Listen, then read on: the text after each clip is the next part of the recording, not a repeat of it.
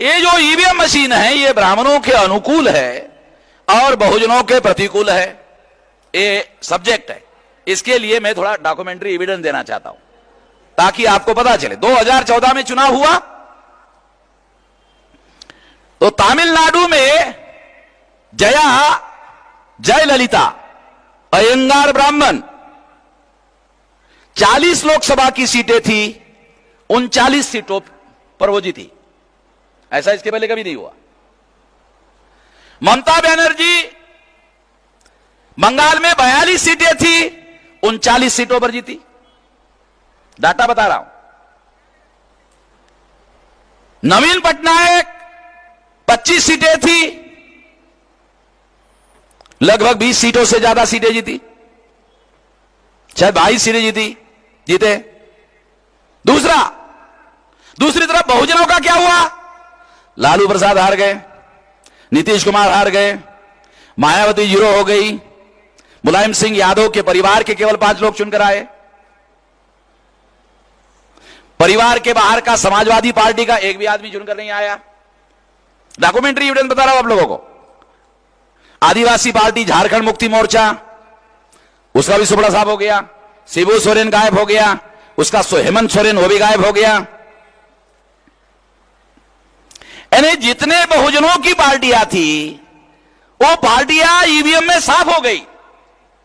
बहुजनों के लोगों के विरोध में वो मशीन है, इसका सबूत दे रहा हूं। और दूसरी तरफ ये बहुजन जो है, ये जो मशीन है 40 में से 39 सीटों पर जयललिता चुनकर आई, 42 में से 39 सीटों पर ममता बनर्जी चुनकर आई, और ओडिशा में नवीन पटनायक को फायदा हुआ। उत्तर प्रदेश में 80 में से 73 सीटें बीजेपी को मिली, 73 सीटें बीजेपी को मिली।